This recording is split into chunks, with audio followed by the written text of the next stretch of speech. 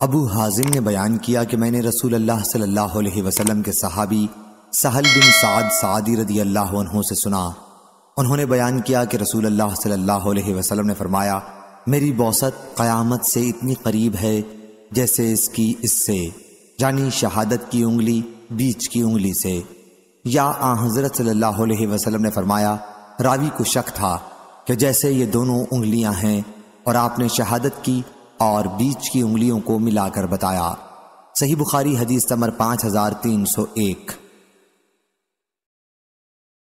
جبلہ بن سحیم نے بیان کیا، انہوں نے حضرت ابن عمر رضی اللہ عنہ سے سنا، انہوں نے بیان کیا کہ نبی کریم صلی اللہ علیہ وسلم نے فرمایا، مہینہ اتنے اور اتنے دنوں کا ہوتا ہے۔ آپ کی مراد 30 دن سے تھی۔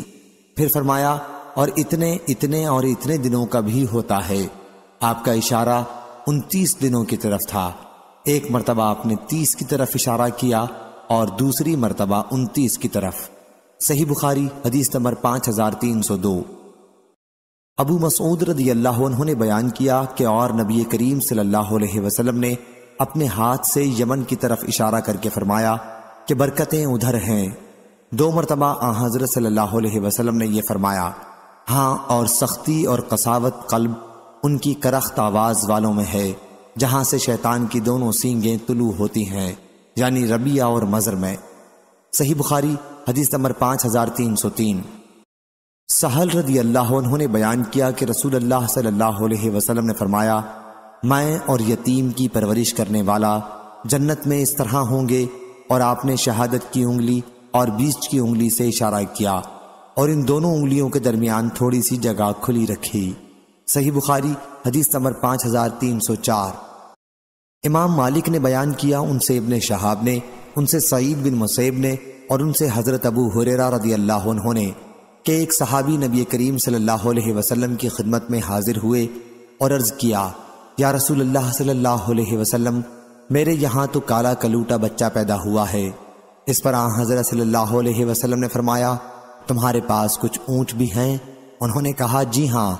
حضرت صلی اللہ علیہ وسلم نے دریافت فرمایا، ان کے رنگ کیسے ہیں؟ انہوں نے کہا کہ سرخ رنگ کے ہیں۔ حضرت صلی اللہ علیہ وسلم نے دریافت فرمایا، ان میں کوئی سیاہی مائل سفید اونٹ بھی ہے؟ انہوں نے کہا کہ جی ہاں۔ حضرت صلی اللہ علیہ وسلم نے اس پر فرمایا کہ پھر یہ کہاں سے آ گیا؟ انہوں نے کہا کہ اپنی نسل کے کسی بہت پہلے کے اونٹ پر یہ پڑا ہوگا۔ حضرت صلی اللہ علیہ وسلم نے فرمایا کہ اسی طرح تمہارا یہ لڑکا بھی اپنی نسل کے کسی دور کے رشتہ دار پر پڑا ہوگا۔ صحیح بخاری حدیث نمبر 5305۔ نافع نے بیان کیا، اور ان سے عبداللہ نے کہ قبیلہ انصار کے ایک صحابی نے اپنی بیوی پر تہمت لگائی، تو نبی کریم صلی اللہ علیہ وسلم نے دونوں میاں بیوی سے قسم کھلوائی اور پھر دونوں میں جدائی کرا دی۔ صحیح بخاری حدیث نمبر 5306۔ اکرمہ نے بیان کیا، اور ان سے ابن عباس رضی اللہ عنہ نے کہ ہلال بن امیہ نے اپنی بیوی پر تہمت لگائی، پھر وہ آئے اور گواہی دی۔ نبی کریم صلی اللہ علیہ وسلم نے اس وقت فرمایا، اللہ خوب جانتا ہے کہ تم میں سے ایک جھوٹا ہے، تو کیا تم میں سے کوئی جو واقعی گناہ کا مرتکب ہوا ہو رجوع کرے گا؟ اس کے بعد ان کی بیوی کھڑی ہوئیں اور انہوں نے گواہی دی اپنے بری ہونے کی۔ صحیح بخاری حدیث نمبر 5307۔ سہل بن سعد سعدی رضی اللہ عنہ نے خبر دی کہ عویمر اجلانی رضی اللہ عنہ عاصم بن عدی انصاری رضی اللہ عنہ کے پاس آئے اور ان سے کہا کہ عاصم، آپ کا کیا خیال ہے کہ ایک شخص اگر اپنی بیوی کے ساتھ غیر مرد کو دیکھے تو کیا اسے قتل کر دے گا؟ لیکن پھر آپ لوگ اسے بھی قتل کر دیں گے، آخر اسے کیا کرنا چاہیے؟ عاصم رضی اللہ عنہ، میرے لیے یہ مسئلہ پوچھ دو۔ چنانچہ عاصم رضی اللہ عنہ نے رسول اللہ صلی اللہ علیہ وسلم سے یہ مسئلہ پوچھا۔ حضرت صلی اللہ علیہ وسلم نے اس طرح کے سوالات کو ناپسند فرمایا اور اظہار ناگواری کیا۔ عاصم رضی اللہ عنہ نے اس سلسلے میں حضرت صلی اللہ علیہ وسلم سے جو کچھ سنا اس کا بہت اثر لیا۔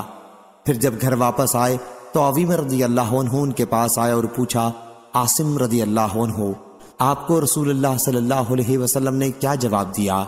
عاصم رضی اللہ عنہ نے کہا، عویمر رضی اللہ عنہ، تم نے میرے ساتھ اچھا معاملہ نہیں کیا، جو مسئلہ تم نے پوچھا تھا آن حضرت صلی اللہ علیہ وسلم نے اسے ناپسند فرمایا۔ عویمہ رضی اللہ عنہ نے کہا کہ اللہ کی قسم، جب تک میں یہ مسئلہ آن حضرت صلی اللہ علیہ وسلم سے معلوم نہ کر لوں باز نہیں آؤں گا۔ چنانچہ عویمہ رضی اللہ عنہ حضور صلی اللہ علیہ وسلم کی خدمت میں حاضر ہوئے۔ آن حضرت صلی اللہ علیہ وسلم اس وقت صحابہ کے درمیان میں موجود تھے۔ انہوں نے عرض کیا، یا رسول اللہ صلی اللہ علیہ وسلم، آپ کا اس شخص کے متعلق کیا ارشاد ہے جو اپنی بیوی کے ساتھ غیر مرد کو دیکھے؟ کیا وہ اسے قتل کر دے؟ لیکن پھر آپ لوگ اسے قصاص میں قتل کر دیں گے، تو پھر اسے کیا کرنا چاہیے؟ آن حضرت صلی اللہ علیہ وسلم نے فرمایا کہ تمہارے اور تمہاری بیوی کے بارے میں ابھی وحی نازل ہوئی ہے، جاؤ اور اپنی بیوی کو لے کر آؤ۔ سہل رضی اللہ عنہ نے بیان کیا کہ پھر ان دونوں نے لعان کیا۔ میں بھی آن حضرت صلی اللہ علیہ وسلم کے پاس اس وقت موجود تھا۔ جب لعان سے فارغ ہوئے تو عویمہ رضی اللہ عنہ نے کہا کہ یا رسول اللہ صلی اللہ علیہ وسلم، اگر اب بھی میں اسے اپنی بیوی کو اپنے ساتھ رکھتا ہوں تو اس کا مطلب یہ ہے کہ میں جھوٹا ہوں۔ چنانچہ انہوں نے انہیں 3 طلاقیں آن حضرت صلی اللہ علیہ وسلم کے حکم سے پہلے ہی دے دیں۔ ابن شہاب نے بیان کیا کہ پھر یہی لعان کرنے والوں کے لیے سنت طریقہ مقرر ہو گیا۔ صحیح بخاری حدیث نمبر 5308۔ ابن جریج نے خبر دی، کہا کہ مجھے ابن شہاب نے لعان کے بارے میں اور یہ کہ شریعت کی طرف سے اس کا سنت طریقہ کیا ہے خبر دی۔ بنی سعدہ کے سہل بن سعد رضی اللہ عنہ سے انہوں نے بیان کیا کہ قبیلہ انصار کے ایک صحابی رسول اللہ صلی اللہ علیہ وسلم کی خدمت میں حاضر ہوئے اور عرض کیا، یا رسول اللہ صلی اللہ علیہ وسلم، اس شخص کے متعلق آپ کا کیا ارشاد ہے جو اپنی بیوی کے ساتھ غیر مرد کو دیکھے؟ کیا وہ اسے قتل کر دے یا اسے کیا کرنا چاہیے؟ انہی کے بارے میں اللہ تعالیٰ نے قرآن مجید کی وہ آیت نازل کی جس میں لعان کرنے والوں کے لیے تفصیلات بیان ہوئی ہیں۔ آن حضرت صلی اللہ علیہ وسلم نے ان سے فرمایا کہ اللہ تعالیٰ نے تمہاری بیوی کے بارے میں فیصلہ کر دیا ہے۔ بیان کیا کہ پھر دونوں نے مسجد میں لعان کیا۔ میں اس وقت وہاں موجود تھا۔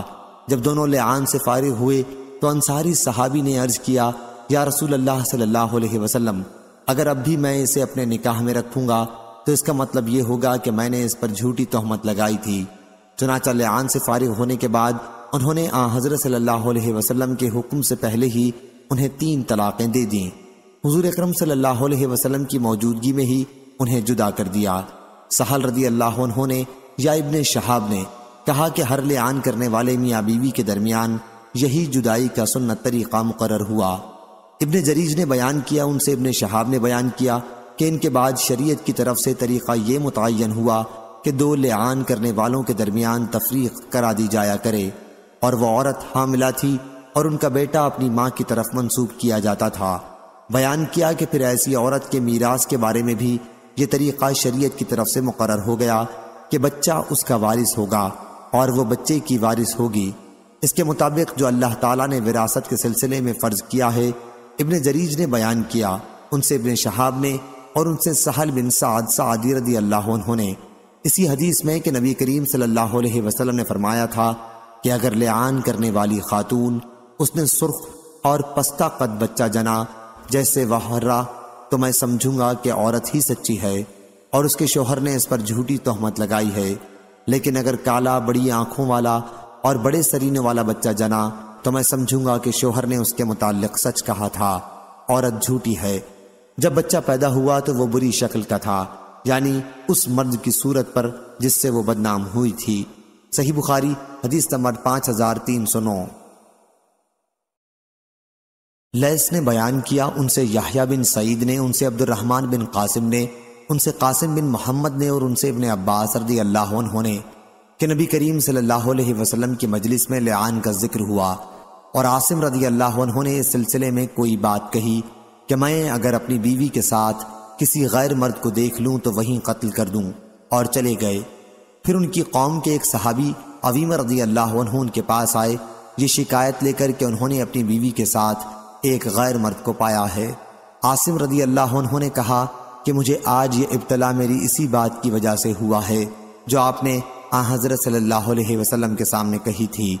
پھر وہ انہیں لے کر حضور اکرم صلی اللہ علیہ وسلم کی خدمت میں حاضر ہوئے اور آن حضرت صلی اللہ علیہ وسلم کو وہ واقعہ بتایا جس میں ملوث اس صحابی نے اپنی بیوی کو پایا تھا۔ یہ صاحب زرد رنگ کم گوشت والے، دبلے پتلے اور سیدھے بال والے تھے، اور جس کے متعلق انہوں نے دعویٰ کیا تھا اسے انہوں نے اپنی بیوی کے ساتھ تنہائی میں پایا، وہ گٹھے ہوئے جسم کا، گندمی اور بھرے گوشت والا تھا۔ پھر حضور اکرم صلی اللہ علیہ وسلم نے دعا فرمائی کہ اے اللہ اس معاملے کو صاف کر دے۔ چنانچہ اس عورت نے بچہ اسی مرد کی شکل کا جنا جس کے متعلق شوہر نے دعویٰ کیا تھا کہ اسے انہوں نے اپنی بیوی کے ساتھ پایا تھا۔ حضرت صلی اللہ علیہ وسلم نے میاں بیوی کے درمیان لعان کرایا۔ ایک شاگرد نے مجلس میں ابن عباس رضی اللہ عنہ سے پوچھا کیا یہی وہ عورت ہے جس کے متعلق حضور اکرم صلی اللہ علیہ وسلم نے فرمایا تھا کہ اگر میں کسی کو بلا شہادت کے سنسار کر سکتا تو اس عورت کو سنسار کرتا؟ ابن عباس رضی اللہ عنہ نے کہا کہ نہیں، یہ جملہ حضرت صلی اللہ علیہ وسلم نے اس عورت کے متعلق فرمایا تھا جس کی بدکاری اسلام کے زمانے میں کھل گئی تھی۔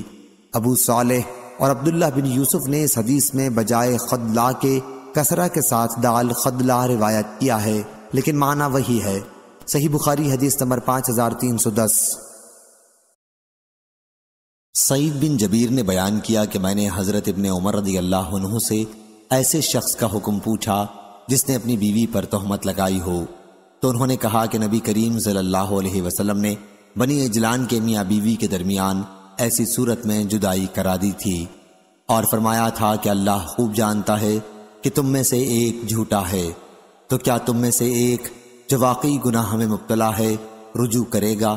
لیکن ان دونوں نے انکار کیا تو حضور اکرم صلی اللہ علیہ وسلم نے ان میں جدائی کرا دی۔ ایوب نے کہا کہ مجھ سے عمر بن دینار نے فرمایا کہ حدیث کے بعض اجزاء میرے خیال ہے کہ میں نے ابھی تم سے بیان نہیں کیے ہیں۔ فرمایا کہ ان صاحب نے جنہوں نے لعان کیا تھا کہا کہ میرے مال کا کیا ہوگا جو میں نے مہر میں دیا تھا۔ بیان کیا کہ اس پر ان سے کہا گیا کہ وہ مال جو عورت کو مہر میں دیا تھا اب تمہارا نہیں رہا، اگر تم سچے ہو اس تہمت لگانے میں تب بھی، کیونکہ تم اس عورت کے پاس تنہائی میں جا چکے ہو، اور اگر تم جھوٹے ہو تب تو تم کو اور بھی مہر نہ ملنا چاہیے۔ صحیح بخاری حدیث نمبر 5311۔ سفیان بن عینہ نے بیان کیا کہ عمروں نے کہا کہ میں نے سعید بن جبیر سے سنا، انہوں نے بیان کیا کہ میں نے حضرت ابن عمر رضی اللہ عنہ سے لعان کرنے والوں کا حکم پوچھا تو انہوں نے بیان کیا کہ ان کے متعلق رسول اللہ صلی اللہ علیہ وسلم نے فرمایا تھا کہ تمہارا حساب تو اللہ تعالیٰ کے ذمہ ہے، تم میں سے ایک جھوٹا ہے، اب تمہیں تمہاری بیوی پر کوئی اختیار نہیں۔ ان صحابی نے عرض کیا کہ میرا مال واپس کرا دیجئے جو مہر میں دیا گیا تھا۔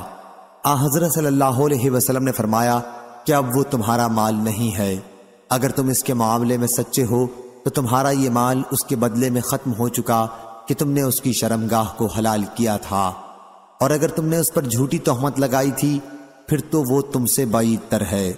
سفیان نے بیان کیا کہ یہ حدیث میں نے عمروں سے یاد کی، اور ایوب نے بیان کیا کہ میں نے سعید بن جبیر سے سنا، کہا کہ میں نے ابن عمر رضی اللہ عنہ سے ایسے شخص کے متعلق پوچھا جس نے اپنی بیوی سے لعان کیا ہو، تو آپ نے اپنی 2 انگلیوں سے اشارہ کیا۔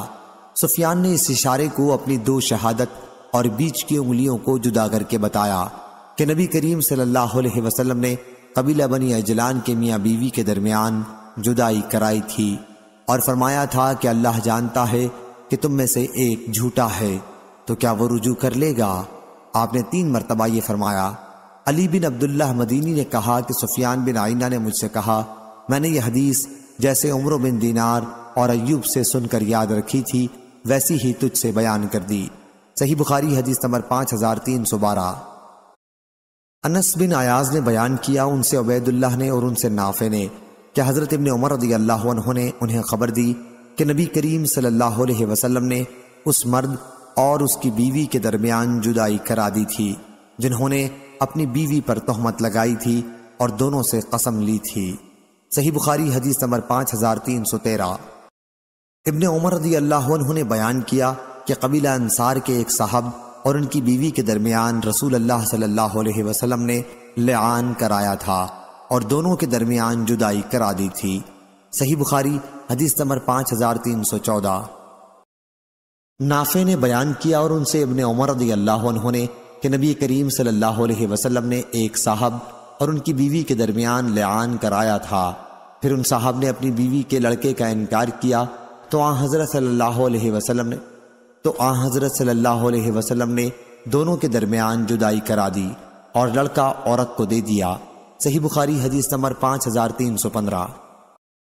عبد الرحمن بن قاسم نے خبر دی، انہیں قاسم بن محمد نے اور انہیں ابن عباس رضی اللہ عنہ نے انہوں نے بیان کیا کہ لعان کرنے والوں کا ذکر نبی کریم صلی اللہ علیہ وسلم کی مجلس میں ہوا تو عاصم بن عدی رضی اللہ عنہ نے اس پر ایک بات کہی کہ اگر میں اپنی بیوی کے ساتھ کسی کو پاؤں تو وہیں قتل کر ڈالوں۔ پھر واپس آئے تو ان کی قوم کے ایک صاحب ان کے پاس آئے اور ان سے کہا کہ میں نے اپنی بیوی کے ساتھ ایک غیر مرد کو پایا ہے۔ عاصم رضی اللہ عنہ نے کہا کہ اس معاملے میں میرا یہ ابتلا میری اس بات کی وجہ سے ہوا ہے جس کے کہنے کی جرت میں نے حضور صلی اللہ علیہ وسلم کے سامنے کی تھی۔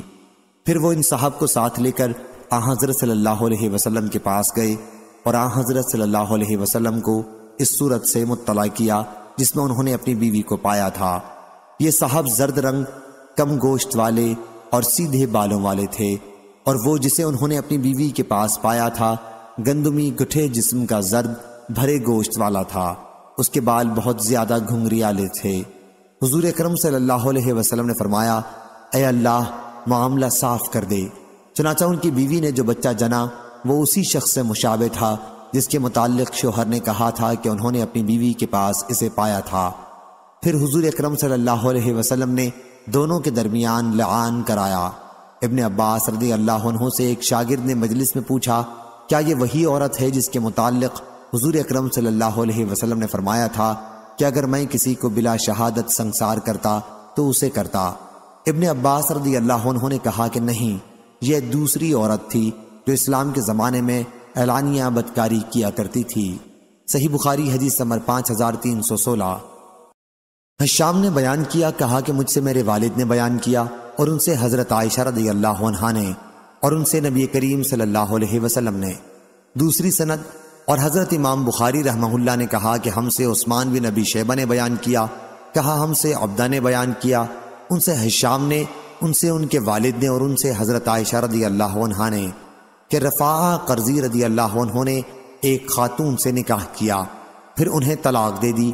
اس کے بعد ایک دوسرے صاحب نے ان خاتون سے نکاح کر لیا، پھر وہ نبی کریم صلی اللہ علیہ وسلم کی خدمت میں حاضر ہوئیں اور اپنے دوسرے شوہر کا ذکر کیا اور کہا کہ وہ تو ان کے پاس آتے ہی نہیں، اور یہ کہ ان کے پاس کپڑے کے پلو جیسا ہے۔ انہوں نے پہلے شوہر کے ساتھ دوبارہ نکاح کی خواہش ظاہر کی، لیکن حضرت صلی اللہ علیہ وسلم نے فرمایا کہ نہیں، جب تک تم اس دوسرے شوہر کا مزہ نہ چکھ لو اور یہ تمہارا مزہ نہ چکھ لیں۔ صحیح بخاری حدیث نمبر 5317۔ لیث بن سعد نے بیان کیا، ان سے جعفر بن ربیعہ نے، ان سے عبد الرحمن بن ہرمز نے کہا کہ مجھے خبر دی ابو سلمہ بن عبد الرحمن نے کہ زینب بنت ابو سلمہ رضی اللہ عنہا نے اپنی والدہ نبی کریم صلی اللہ علیہ وسلم کے زوجہ مطہرہ ام سلمہ رضی اللہ عنہا سے خبر دی کہ ایک خاتون جو اسلام لائی تھی اور جن کا نام سبیہ تھا اپنے شوہر کے ساتھ رہتی تھیں۔ شوہر کا جب انتقال ہوا تو وہ حاملہ تھیں، اور ابو سنابل بن بعلق رضی اللہ عنہ نے ان کے پاس نکاح کا پیغام بھیجا، لیکن انہوں نے نکاح کرنے سے انکار کیا۔ ابو سنابل نے کہا کہ اللہ کی قسم، جب تک عدت کی 2 مدتوں میں سے لمبی مدت نہ گزار لوں گی تمہارے لیے اس سے جس سے نکاح وہ کرنا چاہتی تھی نکاح کرنا صحیح نہیں ہوگا۔ پھر وہ وضع حمل کے بعد تقریباً 10 دن تک رکی رہیں۔ اس کے بعد حضور اکرم صلی اللہ علیہ وسلم کی خدمت میں حاضر ہوئیں تو حضور صلی اللہ علیہ وسلم نے فرمایا کہ اب نکاح کر لو۔ صحیح بخاری حدیث نمبر 5318۔ یحییٰ بن بکیر نے بیان کیا، ان سے لیث نے، ان سے یزید نے کہ ابن شہاب نے انہیں لکھا کہ عبید اللہ بن عبداللہ نے اپنے والد عبداللہ بن عتبہ بن مسعود سے انہیں خبر دی کہ انہوں نے ابن ارقم کو لکھا کہ سبیہ اسلمیہ سے پوچھیں کہ نبی کریم صلی اللہ علیہ وسلم نے ان کے متعلق کیا فتویٰ دیا تھا، تو انہوں نے فرمایا کہ جب میرے یہاں بچہ پیدا ہو گیا تو حضرت صلی اللہ علیہ وسلم نے مجھے فتویٰ دیا کہ اب میں نکاح کر لوں۔ صحیح بخاری حدیث نمبر 5319۔ امام مالک نے بیان کیا، ان سے حشام بن عروہ نے، ان سے ان کے والد نے، ان سے مسعور بن مخرمہ نے کہ سبیہ اسلمیہ اپنے شوہر کی وفات کے بعد چند دنوں تک حالت نفاس میں رہیں، پھر نبی کریم صلی اللہ علیہ وسلم کے پاس آ کر انہوں نے نکاح کی اجازت مانگی تو آن حضرت صلی اللہ علیہ وسلم نے انہیں اجازت دی اور انہوں نے نکاح کیا۔ صحیح بخاری حدیث نمبر 5320۔ امام مالک نے بیان کیا، کہا ہم سے یحییٰ بن سعید انصاری نے، ان سے قاسم بن محمد اور سلیمان بن یسار نے، وہ دونوں بیان کرتے تھے کہ یحییٰ بن سعید بن العاص نے عبد الرحمن بن حکم کی صاحبزادی عمرہ کو طلاق دے دی تھی، اور ان کے باپ عبد الرحمن انہیں ان کے شوہر کے گھر سے لے آئے۔ عدت کے ایام گزرنے سے پہلے عائشہ رضی اللہ عنہا کو جب معلوم ہوا تو انہوں نے مروان بن حکم کے یہاں، جو اس وقت مدینے کا امیر تھا، کہلوایا کہ اللہ سے ڈرو اور لڑکی کو اس کے گھر جہاں اسے طلاق ہوئی ہے پہنچا دو، جیسا کہ سلیمان بن یسار کی حدیث میں ہے۔ مروان نے اس کا جواب یہ دیا کہ لڑکی کے والد عبد الرحمن بن حکم نے میری بات نہیں مانی، اور قاسم بن محمد نے بیان کیا کہ مروان نے ام المومنین رضی اللہ عنہا کو یہ جواب دیا کہ کیا آپ کو فاطمہ بنت قیس رضی اللہ عنہا کے معاملے کا علم نہیں ہے؟ انہوں نے بھی اپنے شوہر کے گھر عدت نہیں گزاری تھی۔ عائشہ رضی اللہ عنہا نے بتلایا کہ اگر تم فاطمہ رضی اللہ عنہا کے واقعے کا حوالہ نہ دیتے تب بھی تمہارا کچھ نہ بگڑتا، کیونکہ وہ تمہارے لیے دلیل نہیں بن سکتا۔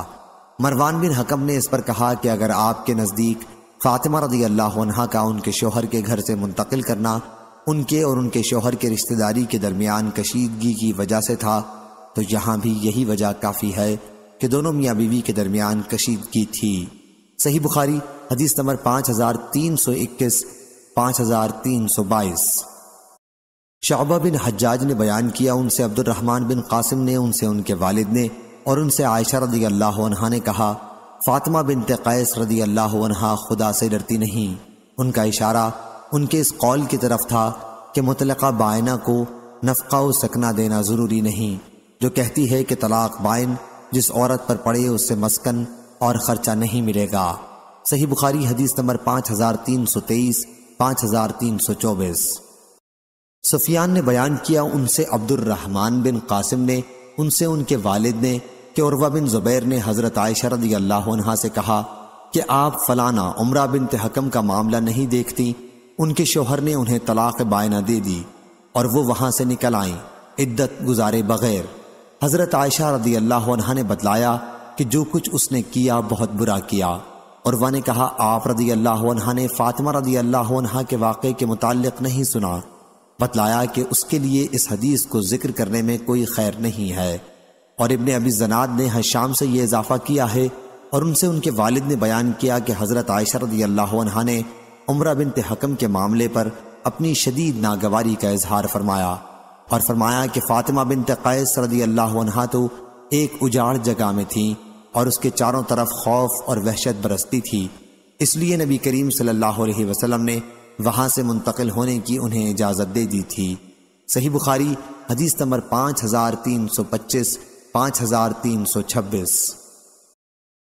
ابن جریج نے خبر دی، انہیں ابن شہاب نے، انہیں عروہ نے کہ عائشہ رضی اللہ عنہا نے فاطمہ بنت قیس رضی اللہ عنہا کی اس بات کا کہ مطلقہ بائنہ کو نفقہ و سکنہ نہیں ملے گا انکار کیا۔ صحیح بخاری حدیث نمبر 5327، 5328۔ سلیمان بن حرب نے بیان کیا، کہا ہم سے شعبہ بن حجاج نے، ان سے حکم بن عتبہ نے، ان سے ابراہیم نخعی نے، ان سے اسود بن یزید نے، اور ان سے عائشہ رضی اللہ عنہا نے بیان کیا کہ جب نبی کریم صلی اللہ علیہ وسلم نے حجۃ الوداع میں کوچ کا ارادہ کیا تو دیکھا کہ صفیہ رضی اللہ عنہا اپنے خیمے کے دروازے پر غمگین کھڑی ہیں۔ حضرت صلی اللہ علیہ وسلم نے ان سے فرمایا، یا اقرا، یا فرمایا راوی کو شک تھا، حلقی معلوم ہوتا ہے کہ تم ہمیں روک دو گی، کیا تم نے قربانی کے دن طواف کر لیا ہے؟ انہوں نے عرض کی کہ جی ہاں۔ حضرت صلی اللہ علیہ وسلم نے فرمایا کہ پھر چلو۔ صحیح بخاری حدیث نمبر 5329۔ امام حسن بصری نے بیان کیا کہ معقل بن یسار رضی اللہ عنہ نے اپنی بہن جمیلہ کا نکاح کیا، پھر ان کے شوہر نے انہیں ایک طلاق دی۔ صحیح بخاری حدیث نمبر 5330۔ امام حسن بصری نے بیان کیا کہ معقل بن یسار رضی اللہ عنہ کی بہن ایک آدمی کے نکاح میں تھی، پھر انہوں نے طلاق دے دی۔ اس کے بعد انہوں نے تنہائی میں عدت گزاری۔ عدت کے دن جب ختم ہو گئے تو ان کے پہلے شوہر نے پھر معقل رضی اللہ عنہ کے پاس ان کے لیے نکاح کا پیغام بھیجا۔ معقل رضی اللہ عنہ کو اس پر بڑی غیرت آئی۔ انہوں نے کہا جب وہ عدت گزار رہی تھی تو اسے اس پر قدرت تھی کہ دوران عدت میں رجعت کر لیں، لیکن ایسا نہیں کیا اور اب میرے پاس نکاح کا پیغام بھیجتا ہے۔ چنانچہ وہ ان کے اور اپنی بہن کے درمیان میں حائل ہو گئے۔ اس پر یہ آیت نازل ہوئی، اور جب تم اپنی عورتوں کو طلاق دے چکو اور وہ اپنی مدت کو پہنچ چکیں تو تم انہیں مت روکو، آخر آیت تک۔ پھر رسول اللہ صلی اللہ علیہ وسلم نے انہیں بلا کر یہ آیت سنائی تو انہوں نے ضد چھوڑ دی اور اللہ کے حکم کے سامنے جھک گئے۔ صحیح بخاری حدیث نمبر 5331۔ لیث بن سعد نے بیان کیا ان سے نافع نے اور ان سے ابن عمر بن خطاب رضی اللہ عنہ نے کہ انہوں نے اپنی بیوی کو ایک طلاق دی تو اس وقت وہ حائضہ تھیں۔ رسول اللہ صلی اللہ علیہ وسلم نے ان کو حکم دیا کہ رجعت کر لیں اور انہیں اس وقت تک اپنے ساتھ رکھیں جب تک وہ اس حیض سے پاک ہونے کے بعد پھر دوبارہ حائضہ نہ ہوں، اس وقت بھی ان سے کوئی تعرض نہ کریں، اور جب وہ اس حیض سے بھی پاک ہو جائیں تو اگر اس وقت انہیں طلاق دینے کا ارادہ ہو تو طہر میں اس سے پہلے کہ ان سے ہم بستری کریں طلاق دیں۔ پس یہی وہ وقت ہے جس کے متعلق اللہ تعالیٰ نے حکم دیا ہے کہ اس میں عورتوں کو طلاق دی جائے۔ اور عبداللہ بن عمر رضی اللہ عنہ سے اگر اس کے متعلقہ ثلاثہ کے بارے میں سوال کیا جاتا تو سوال کرنے والے سے وہ کہتے کہ اگر تم نے 3 طلاقیں دے دی ہیں تو پھر تمہاری بیوی تم پر حرام ہے یہاں تک کہ وہ تمہارے سوا دوسرے شوہر سے نکاح کرے۔ غیر قطبیہ ابو الجہم کے اس حدیث میں لیث سے یہ اضافہ کیا ہے کہ انہوں نے بیان کیا کہ مجھ سے نافع نے بیان کیا اور ان سے ابن عمر رضی اللہ عنہ نے کہا کہ اگر تم نے اپنی بیوی کو 1 یا 2 طلاق دے دی ہو تو تم اسے دوبارہ اپنے نکاح میں لا سکتے ہو، کیونکہ نبی کریم صلی اللہ علیہ وسلم نے مجھے اس کا حکم دیا تھا۔ صحیح بخاری حدیث نمبر 5332۔ یونس بن جبیر نے بیان کیا کہ میں نے ابن عمر رضی اللہ عنہ سے پوچھا تو انہوں نے بتلایا کہ ابن عمر رضی اللہ عنہ نے اپنی بیوی کو طلاق دے دی، اس وقت وہ حائضہ تھیں۔ پھر حضرت عمر رضی اللہ عنہ نے اس کے متعلق نبی کریم صلی اللہ علیہ وسلم سے پوچھا تو آن حضرت صلی اللہ علیہ وسلم نے حکم دیا کہ ابن عمر رضی اللہ عنہ اپنی بیوی سے رجوع کر لیں، پھر جب طلاق کا صحیح وقت آئے تو طلاق دیں۔ یونس بن جبیر نے بیان کیا کہ ابن عمر رضی اللہ عنہ سے میں نے پوچھا کہ کیا اس طلاق کا بھی شمار ہوا تھا؟ انہوں نے بتلایا کہ اگر کوئی طلاق دینے والا شرع کے احکام بجلانے سے عاجز ہو یا احمق بے وقوف ہو تو کیا طلاق نہیں پڑے گی؟ صحیح بخاری حدیث نمبر 5333۔ زینب رضی اللہ عنہ نے بیان کیا کہ میں نبی کریم صلی اللہ علیہ وسلم کی زوجہ مطہرہ ام حبیبہ رضی اللہ عنہ کے پاس اس وقت گئی جب ان کے والد ابو سفیان بن حرب رضی اللہ عنہ کا انتقال ہوا تھا۔ ام حبیبہ رضی اللہ عنہ نے خوشبو منگوائی جس میں خلوق خوشبو کی زردی یا کسی اور چیز کی ملاوٹ تھی۔ پھر وہ خوشبو ایک لونڈی نے ان کو لگائی اور ام المومنین رضی اللہ عنہ نے خود اپنے رخساروں پر اسے لگایا۔ اس کے بعد کہا کہ واللہ مجھے خوشبو کے استعمال کی کوئی خواہش نہیں تھی، لیکن میں نے رسول اللہ صلی اللہ علیہ وسلم سے سنا ہے، حضرت صلی اللہ علیہ وسلم نے فرمایا کہ کسی عورت کے لیے جو اللہ اور آخرت کے دن پر ایمان رکھتی ہو جائز نہیں کہ 2-3 دن سے زیادہ کسی کا سوگ منائے سوائے شوہر کے کہ اس کا سوگ 4 مہینے 10 دن کا ہے۔ صحیح بخاری حدیث نمبر 5334۔ حضرت زینب رضی اللہ عنہ نے بیان کیا کہ اس کے بعد میں ام المومنین زینب بنت حجش رضی اللہ عنہ کے یہاں اس وقت گئی جب ان کے بھائی کا انتقال ہوا۔ انہوں نے بھی خوشبو منگوائی اور استعمال کی اور کہا کہ واللہ مجھے خوشبو کے استعمال کی کوئی خواہش نہیں تھی، لیکن میں نے رسول اللہ صلی اللہ علیہ وسلم کو برسر منبر یہ فرماتے سنا ہے کہ کسی عورت کے لیے جو اللہ اور آخرت کے دن پر ایمان رکھتی ہو یہ جائز نہیں کہ کسی میت پر 3 دن سے زیادہ سوگ منائے، صرف شوہر کے لیے 4 مہینے 10 دن کا سوگ ہے۔ صحیح بخاری حدیث نمبر 5335۔ زینب بنت ام سلمہ رضی اللہ عنہ نے کہا کہ میں نے ام سلمہ رضی اللہ عنہ کو بھی یہ کہتے سنا کہ ایک خاتون رسول اللہ صلی اللہ علیہ وسلم کے پاس آئیں اور عرض کیا، یا رسول اللہ صلی اللہ علیہ وسلم، میری لڑکی کے شوہر کا انتقال ہو گیا ہے اور اس کی آنکھوں میں تکلیف ہے، تو کیا وہ سرما لگا سکتی ہے؟ حضرت صلی اللہ علیہ وسلم نے اس پر فرمایا کہ نہیں۔ 2-3 مرتبہ آپ نے یہ فرمایا، ہر مرتبہ یہ فرماتے تھے کہ نہیں۔ پھر حضرت صلی اللہ علیہ وسلم نے فرمایا کہ یہ شرعی عدت 4 مہینے اور 10 دن ہی کی ہے۔ جاہلیت میں تو تمہیں سال بھر تک مینگنی پھینکنی پڑتی تھی جب کہیں عدت سے باہر ہوتی تھی۔ صحیح بخاری حدیث نمبر 5336۔ حمید نے بیان کیا کہ میں نے زینب بنت ام سلمہ رضی اللہ عنہا سے پوچھا کہ اس کا کیا مطلب ہے کہ سال بھر تک مینگنی پھینکنی پڑتی تھی۔ انہوں نے فرمایا کہ زمانہ جاہلیت میں جب کسی عورت کا شوہر مر جاتا تو وہ ایک نہایت تنگ و تاریک کوٹھری میں داخل ہو جاتی، سب سے برے کپڑے پہنتی اور خوشبو کا استعمال ترک کر دیتی، جہاں تک کہ اسی حالت میں 1 سال گزر جاتا۔ پھر کسی چوپائے، گدھے یا بکری یا پرندے کو اس کے پاس لایا جاتا اور وہ عدت سے باہر آنے کے لیے اس پر ہاتھ پھیرتی۔ ایسا کم ہوتا تھا کہ وہ کسی جانور پر ہاتھ پھیر دے اور وہ مر نہ جائے۔ اس کے بعد وہ نکالی جاتی اور اسے مینگنی دی جاتی جسے وہ پھینکتی۔ اب وہ خوشبو وغیرہ کوئی بھی چیز استعمال کر سکتی تھی۔ امام مالک سے پوچھا گیا کہ تفقدوا بہ کا کیا مطلب ہے، تو آپ نے فرمایا وہ اس کا جسم چھوتی تھی۔ صحیح بخاری حدیث نمبر 5337۔ آدم بن ابی ایاس نے بیان کیا، کہا ہم سے شعبہ نے، کہا ہم سے حمید بن نافع نے، ان سے زینب بنت ام سلمہ رضی اللہ عنہا نے اپنی والدہ سے کہ ایک عورت کے شوہر کا انتقال ہو گیا، اس کے بعد اس کی آنکھ میں تکلیف ہوئی تو اس کے گھر والے رسول اللہ صلی اللہ علیہ وسلم کی خدمت میں حاضر ہوئے اور آپ سے سرما لگانے کی اجازت مانگی۔ حضرت صلی اللہ علیہ وسلم نے فرمایا کہ سرما زمانہ عدت میں نہ لگاؤ، زمانہ جاہلیت میں تمہیں بدترین کپڑے میں وقت گزارنا پڑتا تھا۔ یا راوی کو شک تھا کہ یہ فرمایا کہ بدترین گھر میں وقت عدت گزارنا پڑتا تھا۔ جب اس طرح 1 سال پورا ہو جاتا تو اس کے پاس سے کتا گزرتا اور وہ اس پر مینگنی پھینکتی۔ جب عدت سے باہر آتی پس سرما نہ لگاؤ یہاں تک کہ 4 مہینے 10 دن گزر جائیں۔ صحیح بخاری حدیث نمبر 5338۔ اور میں نے زینب بنت ام سلمہ رضی اللہ عنہا سے سنا، وہ ام حبیبہ سے بیان کرتی تھی کہ نبی کریم صلی اللہ علیہ وسلم نے فرمایا، ایک مسلمان عورت جو اللہ اور آخرت کے دن پر ایمان رکھتی ہو، اس کے لیے جائز نہیں کہ وہ کسی کی وفات کا سوگ 3 دن سے زیادہ منائے، سوائے شوہر کے کہ اس کے لیے 4 مہینے 10 دن ہیں۔ صحیح بخاری حدیث نمبر 5339۔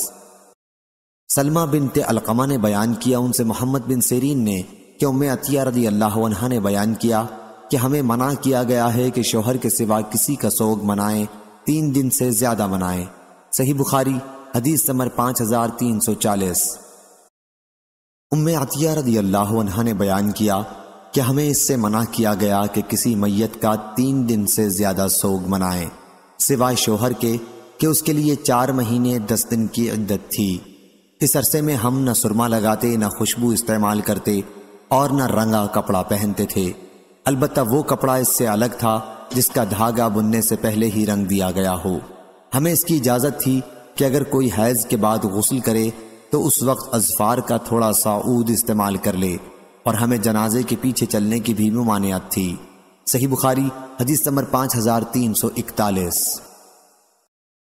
عبدالسلام بن حرب نے بیان کیا، ان سے ہشام بن حسان نے، ان سے حفصہ بنت سیرین نے اور ان سے ام عطیہ رضی اللہ عنہا نے کہ نبی کریم صلی اللہ علیہ وسلم نے فرمایا، جو عورت اللہ اور آخرت کے دن پر ایمان رکھتی ہو اس کے لیے جائز نہیں کہ 3 دن سے زیادہ کسی کا سوگ منائے، سوائے شوہر کے وہ اس کے سوگ میں نہ سرما لگائے نہ رنگا ہوا کپڑا پہنے، مگر یمن کا دھاری دار کپڑا جو بننے سے پہلے ہی رنگا گیا ہو۔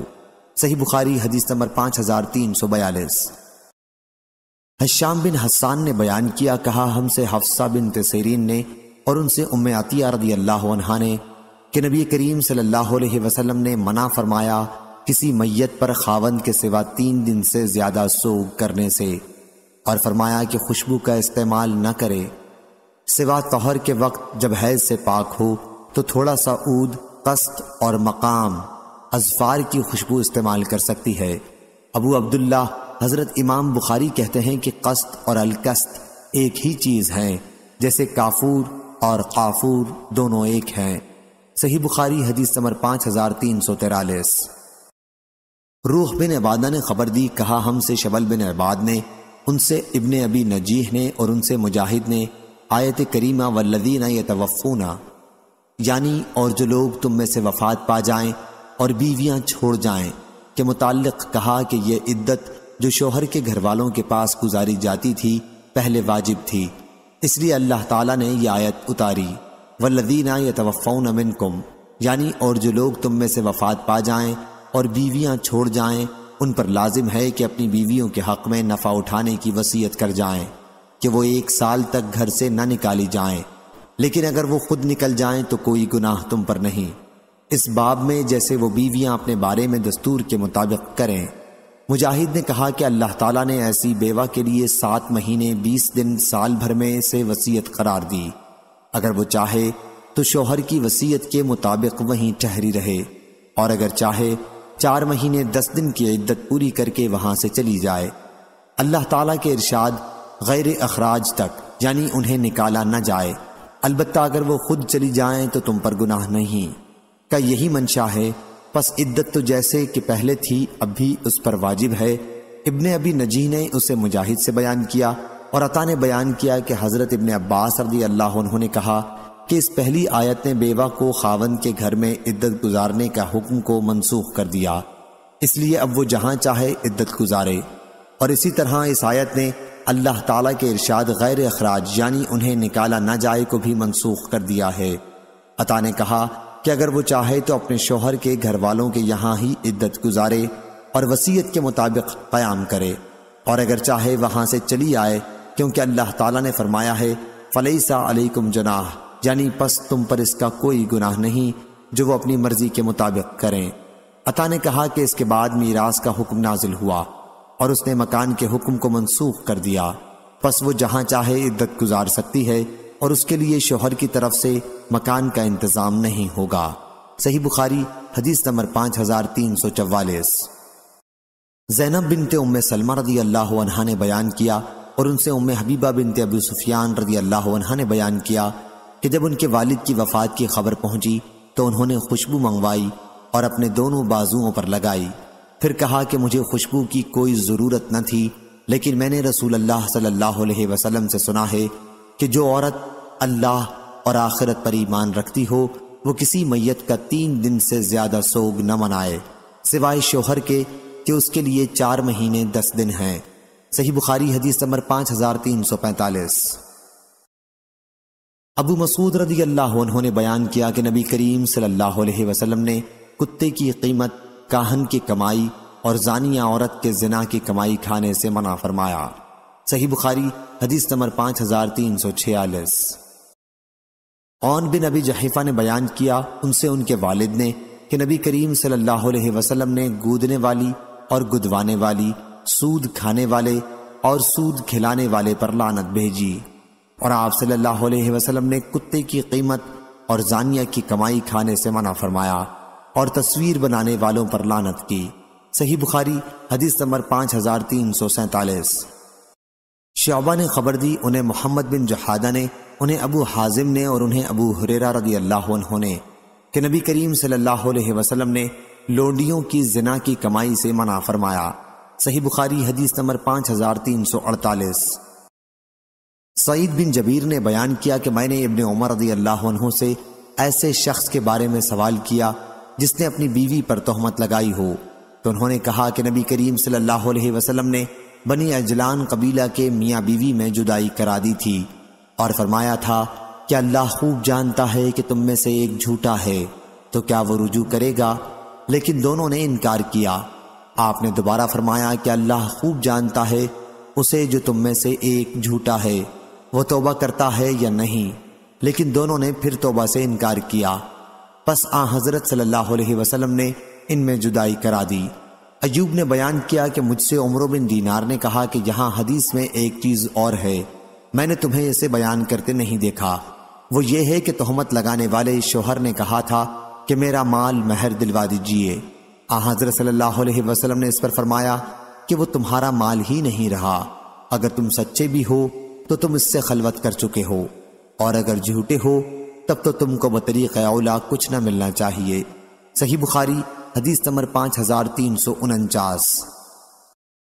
سفیان بن عینہ نے بیان کیا ان سے عمرو بن دینار نے، ان سے سعید بن جبیر نے، ان سے ابن عمر رضی اللہ عنہ نے کہ نبی کریم صلی اللہ علیہ وسلم نے لعان کرنے والے میاں بیوی سے فرمایا کہ تمہارا حساب اللہ کے یہاں ہوگا، تم میں سے ایک تو یقیناً جھوٹا ہے، تمہارے یعنی شوہر کے لیے اسے بیوی کو حاصل کرنے کا اب کوئی راستہ نہیں ہے۔ شوہر نے عرض کیا یا رسول اللہ صلی اللہ علیہ وسلم، میرا مال۔ حضرت صلی اللہ علیہ وسلم نے فرمایا کہ اب وہ تمہارا مال نہیں رہا، اگر تم نے اس کے متعلق سچ کہا تھا تو وہ اس کے بدلے میں ہے کہ تم نے اس کی شرمگاہ اپنے لیے حلال کی تھی، اور اگر تم نے اس پر جھوٹی تہمت لگائی تھی تب تو اور زیادہ تجھ کو کچھ نہ ملنا چاہیے۔ صحیح بخاری حدیث نمبر 5350۔ عدی بن ثابت نے بیان کیا کہ میں نے عبداللہ بن یزید انصاری سے سنا، اور انہوں نے ابو مسعود انصاری رضی اللہ عنہ سے۔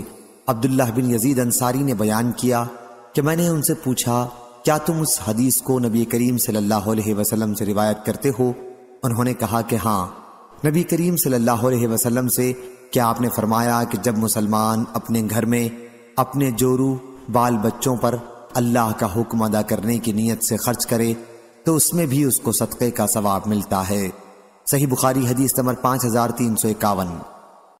امام مالک نے بیان کیا ان سے ابو زناد نے، ان سے اعرج نے، اور ان سے حضرت ابو ہریرہ رضی اللہ عنہ نے بیان کیا کہ رسول اللہ صلی اللہ علیہ وسلم نے فرمایا اللہ تعالیٰ فرماتا ہے کہ اے ابن آدم تو خرچ کر تو میں تجھ کو دیے جاؤں گا۔ صحیح بخاری حدیث نمبر 5352۔ حضرت ابو ہریرہ رضی اللہ عنہ نے بیان کیا کہ نبی کریم صلی اللہ علیہ وسلم نے فرمایا بیواؤں اور مسکینوں کے کام آنے والا اللہ کے راستے میں جہاد کرنے والے کے برابر ہے، یا رات بھر عبادت اور دن کو روزے رکھنے والے کے برابر ہے۔ صحیح بخاری حدیث نمبر 5353۔ سفیان ثوری نے خبر دی، انہیں سعد بن ابراہیم نے ان سے عامر بن سعد رضی اللہ عنہ نے، انہوں نے سعد رضی اللہ عنہ سے کہ نبی کریم صلی اللہ علیہ وسلم میری عیادت کے لیے تشریف لائے، میں اس وقت مکہ مکرمہ میں بیمار تھا، میں نے حضرت صلی اللہ علیہ وسلم سے کہا کہ میرے پاس مال ہے، کیا میں اپنے تمام مال کی وصیت کر دوں؟ آپ صلی اللہ علیہ وسلم نے فرمایا کہ نہیں۔ میں نے کہا پھر آدھے کی کر دوں؟ حضرت صلی اللہ علیہ وسلم نے فرمایا کہ نہیں۔ میں نے کہا پھر تہائی کی کر دوں؟ فرمایا تہائی کی کر دو، اور تہائی بھی بہت ہے، اگر تم اپنے وارثوں کو مالدار چھوڑ کر جاؤ تو یہ اس سے بہتر ہے کہ تم انہیں محتاج و تنگ دست چھوڑو کہ لوگوں کے سامنے وہ ہاتھ پھیلاتے پھریں، اور تم جب بھی خرچ کرو گے تو وہ تمہاری طرف سے صدقہ ہوگا، یہاں تک کہ اس لقمے پر بھی ثواب ملے گا جو تم اپنی بیوی کے منہ میں رکھنے کے لیے اٹھاؤ گے، اور امید ہے کہ ابھی اللہ تمہیں زندہ رکھے گا، تم سے بہت سے لوگوں کو نفع پہنچے گا اور بہت سے دوسرے کفار نقصان اٹھائیں گے۔ صحیح بخاری حدیث نمبر 5354۔ حضرت ابو ہریرہ رضی اللہ عنہ نے بیان کیا کہ نبی کریم صلی اللہ علیہ وسلم نے فرمایا سب سے بہترین صدقہ وہ ہے جسے دے کر دینے والا مالدار ہی رہے، اور ہر حال میں اوپر کا ہاتھ دینے والے کا نیچے لینے والے کے ہاتھ سے بہتر ہے، اور خرچ کی ابتدا ان سے کرو جو تمہاری نگہبانی میں ہیں۔ عورت کو اس مطالبے کا حق ہے کہ مجھے کھانا دے ورنہ طلاق دے، غلام کو اس مطالبے کا حق ہے کہ مجھے کھانا دو اور مجھ سے کام لو، بیٹا کہہ سکتا ہے کہ مجھے کھانا کھلاؤ یا کسی اور پر چھوڑ دو۔ لوگوں نے کہا اے ابو ہریرہ رضی اللہ عنہ کیا یہ آخری ٹکڑا بھی کہ جو روح کہتی ہے آخر تک آپ نے رسول اللہ صلی اللہ علیہ وسلم سے سنا ہے؟ انہوں نے کہا کہ نہیں، بلکہ یہ ابو ہریرہ رضی اللہ عنہ کی خود اپنی سمجھ سے ہے۔ صحیح بخاری حدیث نمبر 5355۔ عبد الرحمن بن خالد بن مسافر نے بیان کیا، ان سے ابن شہاب نے، ان سے سعید بن مسیب نے، اور ان سے حضرت ابو ہریرہ رضی اللہ عنہ نے کہ رسول اللہ صلی اللہ علیہ وسلم نے فرمایا بہترین خیرات وہ ہے جسے دینے پر آدمی مالدار ہی رہے، اور ابتدا ان سے کرو جو تمہاری نگرانی میں ہیں، جن کے کھلانے پہنانے کے تم ذمہ دار ہو۔ صحیح بخاری حدیث نمبر 5356۔ معمر نے بیان کیا کہ ان سے سوری نے پوچھا کہ تم نے ایسے شخص کے بارے میں بھی سنا ہے جو اپنے گھر والوں کے لیے سال بھر کا یا سال سے کم کا خرچ جمع کر لے؟ معمر نے بیان کیا کہ اس وقت مجھے یاد نہیں آیا، پھر بعد میں یاد آیا کہ اس بارے میں ایک حدیث حضرت ابن شہاب نے ہم سے بیان کی تھی، ان سے مالک بن اوس نے، اور ان سے حضرت عمر رضی اللہ عنہ نے کہ نبی کریم صلی اللہ علیہ وسلم بنی نذیر کے باغ کی کھجوریں بیچ کر اپنے گھر والوں کے لیے سال بھر کی روزی جمع کر دیا کرتے تھے۔ صحیح بخاری حدیث نمبر 5357۔ بھر کی روزی جمع کر دیا کرتے تھے۔ صحیح بخاری حدیث نمبر 5357۔ مالک بن اوس بن حدثان نے خبر دی، ابن شہاب ظاہری نے بیان کیا کہ محمد بن جبیر بن مطعم نے اس کا بعض حصہ بیان کیا تھا، اس لیے میں روانہ ہوا اور مالک بن اوس کی خدمت میں پہنچا اور ان سے یہ حدیث پوچھی۔ مالک نے مجھ سے بیان کیا کہ میں عمر رضی اللہ عنہ کی خدمت میں حاضر ہوا تو ان کے دربان یرفع ان کے پاس آئے اور کہا، عثمان بن عفان، عبد الرحمن، زید اور سعد رضی اللہ عنہم آپ سے ملنے کی اجازت چاہتے ہیں، کیا آپ انہیں آنے کی اجازت دیں گے؟ عمر رضی اللہ عنہ نے کہا کہ اندر بلا لو، چنانچہ انہیں اس کی اجازت دے دی گئی۔ راوی نے کہا کہ پھر یہ سب اندر تشریف لائے اور سلام کر کے بیٹھ گئے۔ یرفع نے تھوڑی دیر بعد پھر عمر رضی اللہ عنہ سے آ کر کہا کہ علی اور عباس رضی اللہ عنہ بھی ملنا چاہتے ہیں، کیا آپ کی طرف سے اجازت ہے؟ عمر رضی اللہ عنہ نے انہیں بھی اندر بلانے کے لیے کہا۔ اندر آ کر ان حضرات نے بھی سلام کیا اور بیٹھ گئے۔ اس کے بعد عباس رضی اللہ عنہ نے کہا، امیر المومنین، میرے اور ان علی رضی اللہ عنہ کے درمیان فیصلہ کر دیجئے۔ دوسرے صحابہ عثمان اور ان کے ساتھیوں نے بھی کہا کہ امیر المومنین ان کا فیصلہ فرما دیجئے اور انہیں اس الجھن سے نجات دیجئے۔ عمر رضی اللہ عنہ نے کہا، جلدی نہ کرو، میں اللہ کی قسم دے کر تم سے پوچھتا ہوں جس کے حکم سے آسمان و زمین قائم ہیں، کیا تمہیں معلوم ہے کہ رسول اللہ صلی اللہ علیہ وسلم نے یہ فرمایا ہے، ہمارا کوئی وارث نہیں ہوتا، جو کچھ ہم انبیاء وفات کے وقت چھوڑتے ہیں وہ صدقہ ہوتا ہے۔ حضور اکرم صلی اللہ علیہ وسلم کا اشارہ خود اپنی ذات کی طرف تھا۔ صحابہ رضی اللہ عنہم نے کہا کہ آن حضرت صلی اللہ علیہ وسلم نے ارشاد فرمایا تھا۔ اس کے بعد عمر رضی اللہ عنہ، علی اور عباس رضی اللہ عنہ کی طرف متوجہ ہوئے اور ان سے پوچھا، میں اللہ کی قسم دے کر آپ سے پوچھتا ہوں، کیا آپ لوگوں کو معلوم ہے کہ رسول اللہ صلی اللہ علیہ وسلم نے یہ ارشاد فرمایا تھا؟ انہوں نے بھی تصدیق کی کہ آن حضرت صلی اللہ علیہ وسلم نے واقعی یہ فرمایا تھا۔ پھر عمر رضی اللہ عنہ نے کہا کہ اب میں آپ سے اس معاملے میں بات کروں گا۔ اللہ تعالیٰ نے اپنے رسول صلی اللہ علیہ وسلم کو اس مال فے میں مختار کل ہونے کی خصوصیت بخشی تھی اور آن حضرت صلی اللہ علیہ وسلم کے سوا اس میں سے کسی دوسرے کو کچھ نہیں دیا تھا۔ اللہ تعالیٰ نے ارشاد فرمایا تھا، ما افاء اللہ علی رسولہ منہم الی قول قدیر، اس لیے یہ 4 خمس خاص آپ کے لیے تھے۔ اللہ کی قسم، آن حضرت صلی اللہ علیہ وسلم نے تمہیں نظر انداز کر کے اس مال کو اپنے لیے خاص نہیں کر لیا تھا اور نہ تمہارا کم کر کے اسے آن حضرت صلی اللہ علیہ وسلم نے اپنے لیے رکھا تھا، بلکہ آن حضرت صلی اللہ علیہ وسلم نے پہلے تم سب میں اس کی تقسیم کی، آخر میں جو مال باقی رہ گیا تو اس میں سے آپ اپنے گھر والوں کے لیے سال بھر کا خرچ لیتے اور اس کے بعد جو باقی بچتا اسے اللہ کے مال کے مصرف ہی میں مسلمانوں کے لیے خرچ کر دیتے۔ آپ نے اپنی زندگی بھر اسی کے مطابق عمل کیا۔ اے عثمان، میں تمہیں اللہ کی قسم دیتا ہوں، کیا تمہیں یہ معلوم ہے؟ سب نے کہا کہ جی ہاں۔ پھر آپ نے علی اور عباس رضی اللہ عنہم سے پوچھا، میں تمہیں اللہ کی قسم دیتا ہوں، کیا تمہیں یہ بھی معلوم ہے؟ انہوں نے بھی کہا کہ جی ہاں معلوم ہے۔ پھر اللہ تعالیٰ نے اپنے نبی کی وفات کی اور ابو بکر رضی اللہ عنہ نے کہا کہ میں رسول اللہ صلی اللہ علیہ وسلم کا خلیفہ ہوں، چنانچہ انہوں نے اس جائیداد کو اپنے قبضے میں لے لیا اور حضور اکرم صلی اللہ علیہ وسلم کے عمل کے مطابق اس میں عمل کیا۔ علی اور عباس رضی اللہ عنہم کی طرف متوجہ ہو کر انہوں نے کہا، آپ دونوں اس وقت موجود تھے، آپ خوب جانتے ہیں کہ ابو بکر رضی اللہ عنہ نے ایسا ہی کیا تھا اور اللہ جانتا ہے کہ ابو بکر رضی اللہ عنہ اس میں مخلص، محتاط و نیک نیت اور صحیح راستے پر تھے اور حق کی اتباع کرنے والے تھے۔ پھر اللہ تعالیٰ نے ابو بکر رضی اللہ عنہ کی بھی وفات کی اور اب میں آن حضرت صلی اللہ علیہ وسلم اور ابو بکر رضی اللہ عنہ کا جانشین ہوں۔ میں 2 سال سے اس جائیداد کو اپنے قبضے میں لیے ہوئے ہوں اور وہی کرتا ہوں جو رسول اللہ صلی اللہ علیہ وسلم اور ابو بکر رضی اللہ عنہ نے اس میں کیا تھا۔ اب آپ حضرات میرے پاس آئے ہیں، آپ کی بات ایک ہی ہے اور آپ کا معاملہ بھی ایک ہے۔ آپ عباس رضی اللہ عنہ آئے اور مجھ سے اپنے بھتیجے حضور صلی اللہ علیہ وسلم کی وراثت کا مطالبہ کیا اور آپ علی رضی اللہ عنہ آئے اور انہوں نے اپنی بیوی کی طرف سے ان کے والد کے ترکے کا مطالبہ کیا۔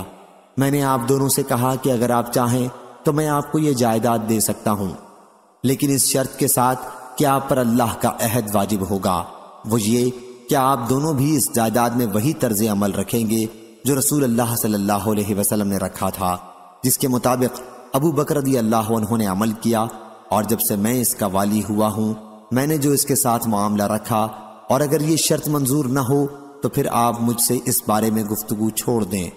آپ لوگوں نے کہا کہ اس شرط کے مطابق وہ جائیداد ہمارے حوالے کر دو، اور میں نے اسے اس شرط کے ساتھ تم لوگوں کے حوالے کر دیا۔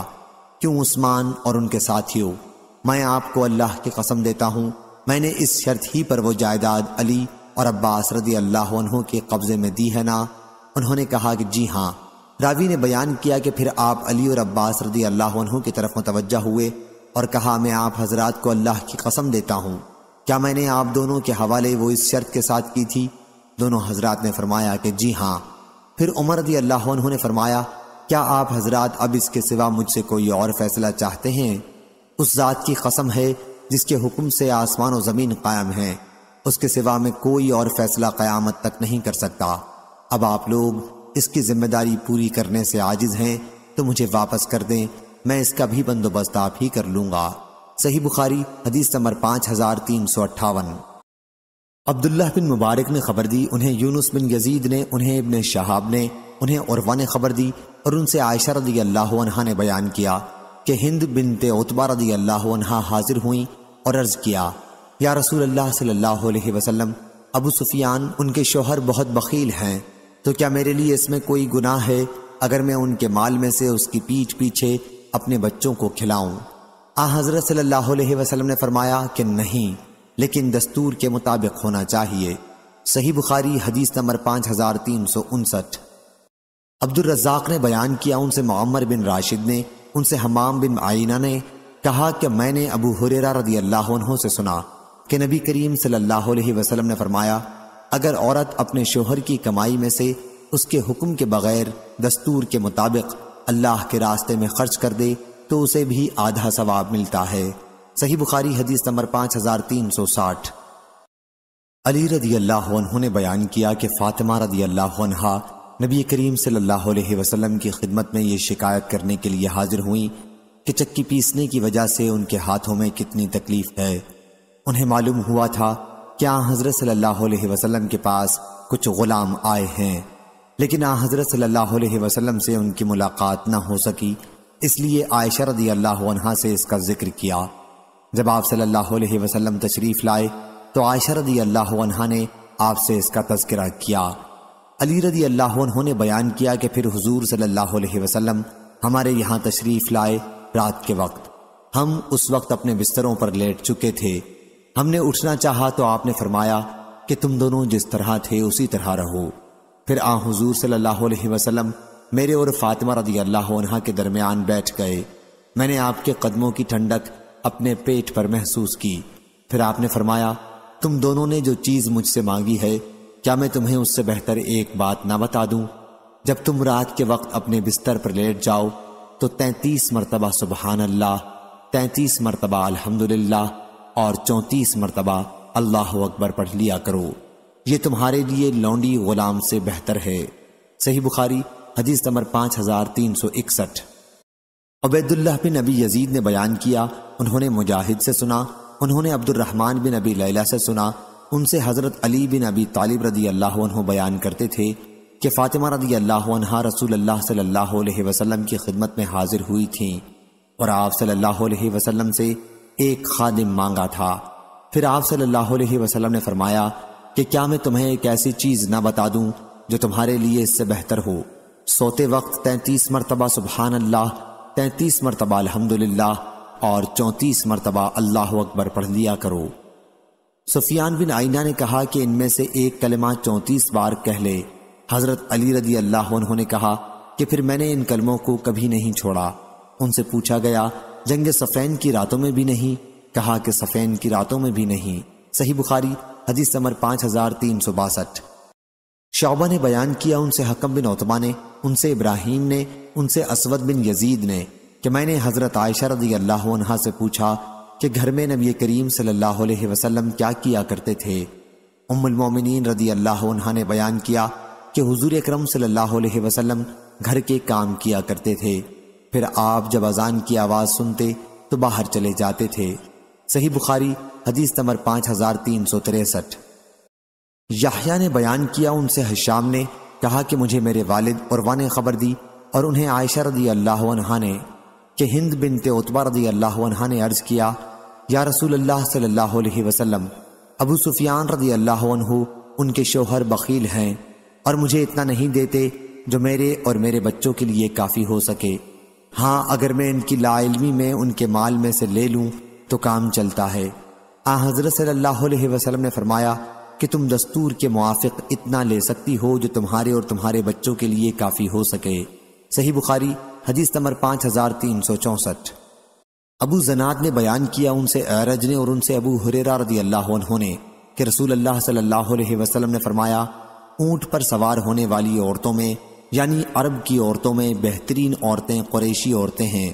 دوسرے راوی ابن طاؤس نے بیان کیا کہ قریش کی صالح نیک عورتیں صرف لفظ قریشی عورتوں کے بجائے بچے پر بچپن میں سب سے زیادہ مہربان اور اپنے شوہر کے مال کی سب سے زیادہ حفاظت کرنے والیاں ہوتی ہیں۔ معاویہ اور ابن عباس رضی اللہ عنہم نے بھی نبی کریم صلی اللہ علیہ وسلم سے ایسی ہی روایت کی ہے۔ صحیح بخاری حدیث نمبر 5365۔ علی رضی اللہ عنہ نے بیان کیا کہ نبی کریم صلی اللہ علیہ وسلم نے مجھے کپڑے کا جوڑا ہدیے میں دیا تو میں نے اسے خود پہن لیا، پھر میں نے حضور اکرم صلی اللہ علیہ وسلم کے چہرے مبارک پر خفگی دیکھی تو میں نے اسے پھاڑ کر اپنی عورتوں میں تقسیم کر دیا۔ صحیح بخاری حدیث نمبر 5366۔ مسدد بن مسرحد نے بیان کیا، کہا ہم سے حماد بن زید نے، ان سے عمروں نے اور ان سے جابر بن عبداللہ رضی اللہ عنہ نے کہ میرے والد شہید ہو گئے اور انہوں نے 7 لڑکیاں چھوڑیں، یا راوی نے کہا کہ 9 لڑکیاں۔ چنانچہ میں نے ایک پہلے کی شادی شدہ عورت سے نکاح کیا۔ رسول اللہ صلی اللہ علیہ وسلم نے مجھ سے دریافت فرمایا، جابر تم نے شادی کی ہے؟ میں نے کہا جی ہاں۔ فرمایا کنواری سے یا بیاہی سے؟ میں نے عرض کیا کہ بیاہی سے۔ فرمایا تم نے کسی کنواری لڑکی سے شادی کیوں نہ کی؟ تم اس کے ساتھ کھیلتے اور وہ تمہارے ساتھ کھیلتی، تم اس کے ساتھ ہنسی مذاق کرتے اور وہ تمہارے ساتھ ہنسی کرتی۔ جابر رضی اللہ عنہ نے بیان کیا کہ اس پر میں نے حضرت صلی اللہ علیہ وسلم سے عرض کیا کہ عبداللہ میرے والد شہید ہو گئے اور انہوں نے کئی لڑکیاں چھوڑی ہیں، اس لیے میں نے یہ پسند نہیں کیا کہ ان کے پاس انہی جیسی لڑکی بیاہ لاؤں، اس لیے میں نے ایک ایسی عورت سے شادی کی ہے جو ان کی دیکھ بھال کر سکے اور ان کی اصلاح کا خیال رکھے۔ حضرت صلی اللہ علیہ وسلم نے اس پر فرمایا، اللہ تمہیں برکت دے۔ یا راوی کو شک تھا، حضرت صلی اللہ علیہ وسلم نے خیرہ فرمایا، یعنی اللہ تم کو خیر عطا کرے۔ صحیح بخاری حدیث نمبر 5367۔ حضرت ابو ہریرہ رضی اللہ عنہ نے بیان کیا کہ نبی کریم صلی اللہ علیہ وسلم کی خدمت میں ایک صحابہ آئے اور کہا کہ میں تو ہلاک ہو گیا۔ حضرت صلی اللہ علیہ وسلم نے فرمایا، آخر بات کیا ہوئی؟ انہوں نے کہا کہ میں نے اپنی بیوی سے رمضان میں ہم بستری کر لی۔ حضرت صلی اللہ علیہ وسلم نے فرمایا، پھر ایک غلام آزاد کر دو، یہ کفارہ ہو جائے گا۔ انہوں نے عرض کیا کہ میرے پاس کچھ نہیں ہے۔ حضرت صلی اللہ علیہ وسلم نے فرمایا، پھر 2 مہینے متواتر روزے رکھ لو۔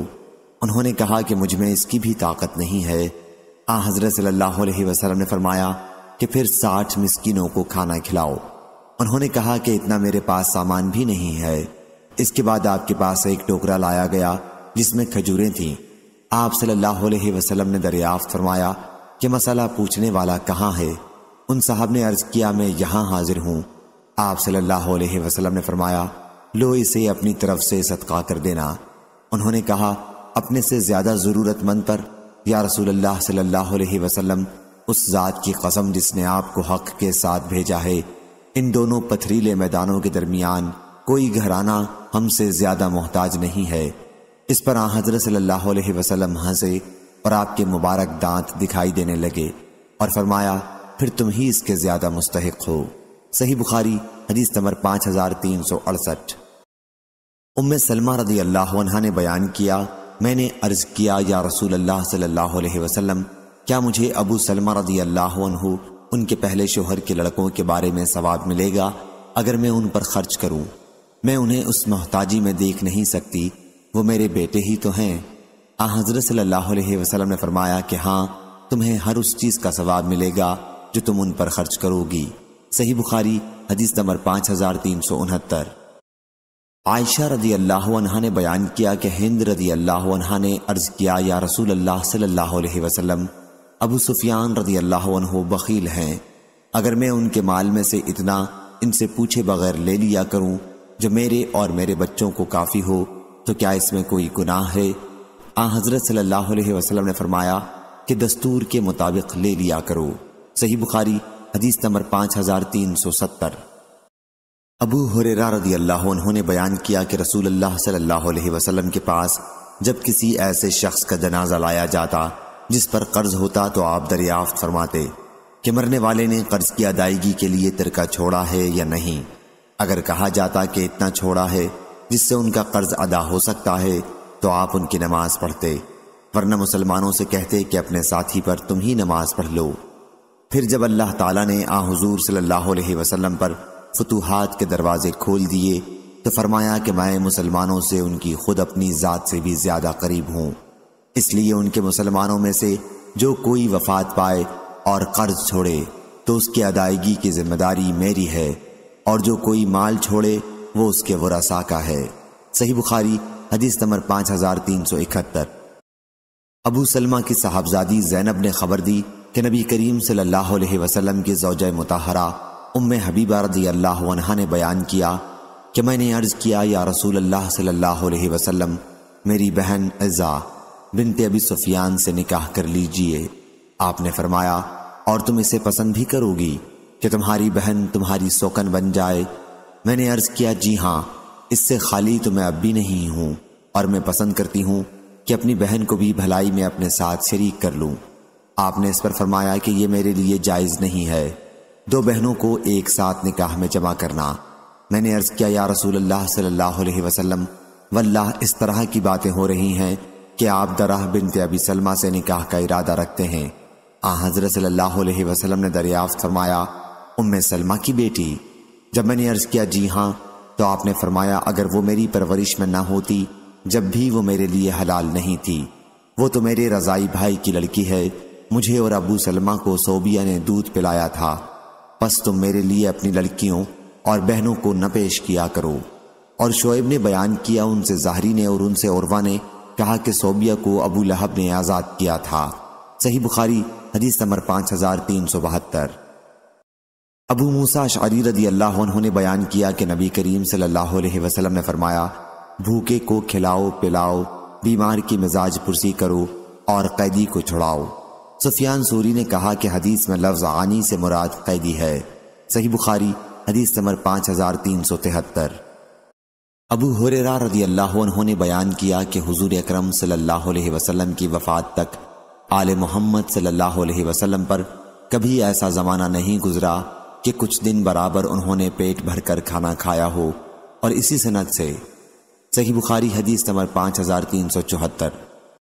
ابو ہریرہ رضی اللہ عنہ نے بیان کیا کہ فاقے کی وجہ سے میں سخت مشقت میں مبتلا تھا، پھر میری ملاقات عمر بن خطاب رضی اللہ عنہ سے ہوئی اور ان سے میں نے قرآن مجید کی ایک آیت پڑھنے کے لیے کہا، انہوں نے مجھے وہ آیت پڑھ کر سنائی اور پھر اپنے گھر میں داخل ہو گئے۔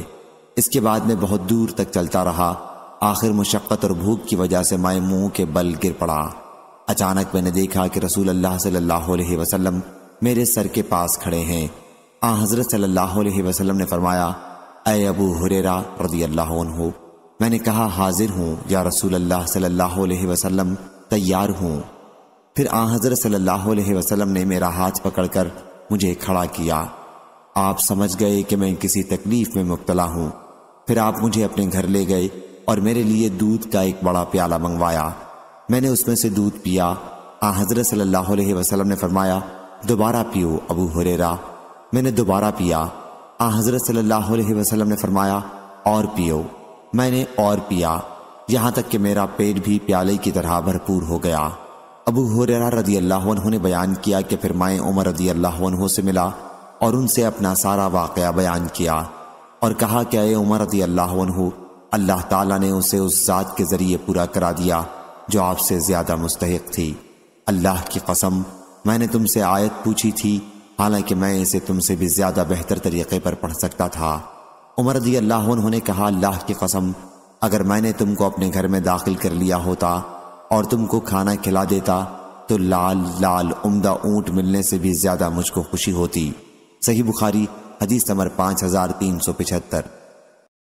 ولید بن کثیر نے خبر دی، انہوں نے وہب بن کیسان سے سنا، انہوں نے عمر بن ابی سلمہ رضی اللہ عنہ سے سنا، انہوں نے بیان کیا کہ میں بچہ تھا اور رسول اللہ صلی اللہ علیہ وسلم کی پرورش میں تھا اور کھاتے وقت میرا ہاتھ برتن میں چاروں طرف گھوما کرتا، اس لیے آپ نے مجھ سے فرمایا، بیٹے بسم اللہ پڑھ لیا کر، داہنے ہاتھ سے کھایا کر اور برتن میں وہاں سے کھایا کر جو جگہ تجھ سے نزدیک ہو۔ چنانچہ اس کے بعد میں ہمیشہ اسی ہدایت کے مطابق کھاتا رہا۔ صحیح بخاری حدیث نمبر 5376۔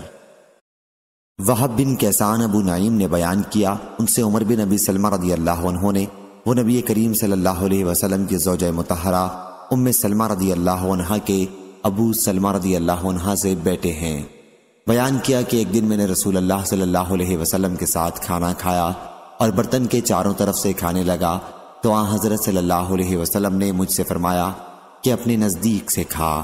صحیح بخاری حدیث نمبر 5377۔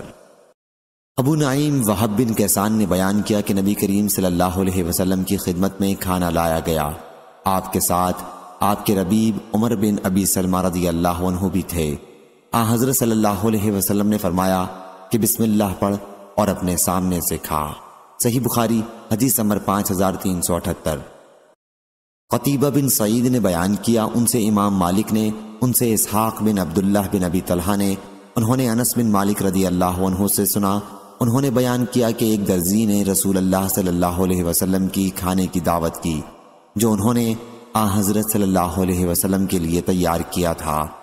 انس رضی اللہ عنہ نے بیان کیا کہ حضور اکرم صلی اللہ علیہ وسلم کے ساتھ میں بھی گیا، میں نے دیکھا کہ حضور اکرم صلی اللہ علیہ وسلم پیالے میں چاروں طرف کدو تلاش کرتے تھے کھانے کے لیے، بیان کیا کہ اسی دن سے کدو مجھ کو بھی بہت بھانے لگا۔ صحیح بخاری حدیث نمبر 5379۔ حضرت عائشہ رضی اللہ عنہا نے بیان کیا کہ نبی کریم صلی اللہ علیہ وسلم جہاں تک ممکن ہوتا پاکی حاصل کرنے میں، جوتا پہننے اور کنگھا کرنے میں داہنی طرف سے ابتدا کرتے۔ اشعث اس حدیث کا راوی جب واسط شہر میں تھا تو اس نے اس حدیث میں یوں کہا تھا کہ ہر ایک کام میں حضور صلی اللہ علیہ وسلم داہنی طرف سے ابتدا کرتے۔ صحیح بخاری حدیث نمبر 5380۔ امام مالک نے بیان کیا، ان سے اسحاق بن عبداللہ بن ابی طلحہ نے، انہوں نے انس بن مالک رضی اللہ عنہ سے سنا، انہوں نے بیان کیا کہ ابو طلحہ رضی اللہ عنہ نے اپنی بیوی حضرت ام سلیم رضی اللہ عنہ سے کہا کہ میں نے رسول اللہ صلی اللہ علیہ وسلم کی آواز میں ذوف و نقاہت کو محسوس کیا ہے اور معلوم ہوتا ہے کہ آپ فاقے سے ہیں، کیا تمہارے پاس کوئی چیز ہے؟ چنانچہ انہوں نے جو کی چند روٹیاں نکالی، پھر اپنا دوپٹہ نکالا اور اس کے ایک حصے میں روٹیوں کو لپیٹ کر میرے یعنی انس رضی اللہ عنہ کے کپڑے کے نیچے چھپا دیا اور ایک حصہ مجھے چادر کی طرح اوڑھا دیا، پھر مجھے رسول اللہ صلی اللہ علیہ وسلم کی خدمت میں بھیجا۔ بیان کیا کہ میں جب حضور اکرم صلی اللہ علیہ وسلم کی خدمت میں حاضر ہوا تو آپ کو مسجد میں پایا اور آپ کے ساتھ صحابہ تھے، میں ان سب حضرات کے سامنے جا کر کھڑا ہو گیا۔ حضرت صلی اللہ علیہ وسلم نے دریافت فرمایا، اے انس رضی اللہ عنہ، تمہیں ابو طلحہ رضی اللہ عنہ نے بھیجا ہوگا؟ میں نے عرض کی جی ہاں۔ حضرت صلی اللہ علیہ وسلم نے پوچھا کھانے کے ساتھ؟ میں نے عرض کی جی ہاں۔ اس کے بعد حضرت صلی اللہ علیہ وسلم نے اپنے سب ساتھیوں سے فرمایا کہ کھڑے ہو جاؤ، چنانچہ آپ روانہ ہوئے، میں سب کے آگے آگے چلتا رہا۔ جب میں ابو طلحہ رضی اللہ عنہ کے پاس واپس پہنچا تو انہوں نے کہا، ام سلیم رضی اللہ عنہا، حضور اکرم صلی اللہ علیہ وسلم صحابہ کو ساتھ لے کر تشریف لائے ہیں، حالانکہ ہمارے پاس کھانے کا اتنا سامان نہیں جو سب کو کافی ہو سکے۔ ام سلیم رضی اللہ عنہا اس پر بولی کہ اللہ اور اس کا رسول خوب جانتے ہیں۔ بیان کیا کہ پھر ابو طلحہ رضی اللہ عنہ استقبال کے لیے نکلے اور آن حضرت صلی اللہ علیہ وسلم سے ملاقات کی۔ اس کے بعد ابو طلحہ رضی اللہ عنہ اور حضور اکرم صلی اللہ علیہ وسلم گھر کی طرف متوجہ ہوئے اور گھر میں داخل ہو گئے۔ آن حضرت صلی اللہ علیہ وسلم نے فرمایا، ام سلیم، جو کچھ تمہارے پاس ہے وہ یہاں لاؤ۔ ام سلیم رضی اللہ عنہا روٹی لائیں۔ آن حضرت صلی اللہ علیہ وسلم نے حکم دیا اور اس کا چورا کر لیا گیا۔ ام سلیم رضی اللہ عنہا نے اپنے گھی کے ڈبے میں سے گھی نچوڑ کر اس کا ملیدہ بنا لیا۔ پھر حضور اکرم صلی اللہ علیہ وسلم نے دعا کی، جو کچھ اللہ تعالیٰ نے آپ سے دعا کرانی چاہی۔ اس کے بعد فرمایا، اب 10 آدمی کو کھانے کے لیے بلا لو۔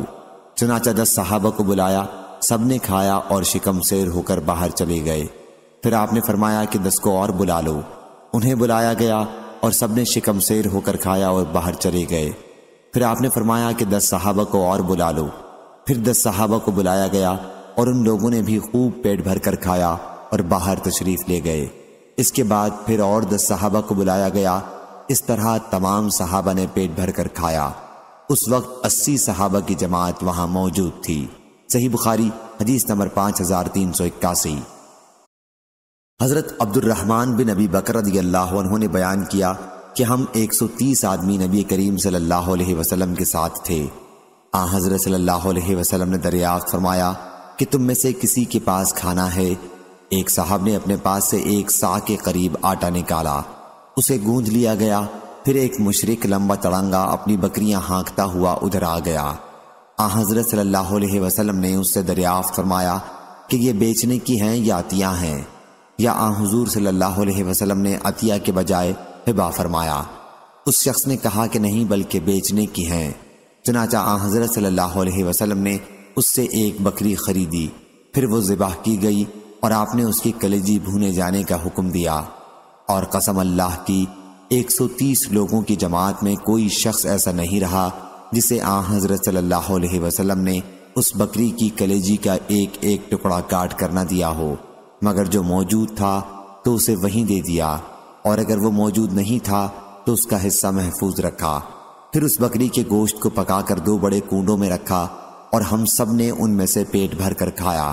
پھر بھی 2 کنڈوں میں کھانا بچ گیا تو میں نے اسے اونٹ پر لاد لیا، یا عبد الرحمن راوی نے ایسا ہی کوئی کلمہ کہا۔ صحیح بخاری حدیث نمبر 5382۔ منصور بن عبد الرحمن نے بیان کیا، ان سے ان کی والدہ صفیہ بنت شیبہ نے اور ان سے حضرت عائشہ رضی اللہ عنہا نے کہ نبی کریم صلی اللہ علیہ وسلم کی وفات ہوئی، ان دنوں ہم پانی اور کھجور سے سیر ہو جانے لگے تھے۔ صحیح بخاری حدیث نمبر 5383۔ سوید بن نعمان رضی اللہ عنہ نے بیان کیا کہ ہم رسول اللہ صلی اللہ علیہ وسلم کے ساتھ خیبر کی طرف سن 7 ہجری میں نکلے۔ جب ہم مقام صحابہ پر پہنچے، یحییٰ نے بیان کیا کہ صحابہ خیبر سے دوپہر کی راہ پر ہے، تو اس وقت حضور اکرم صلی اللہ علیہ وسلم نے کھانا طلب فرمایا، لیکن ستو کے سوا اور کوئی چیز نہیں لائی گئی۔ پھر ہم نے اسی کو سوکھا پھانک لیا۔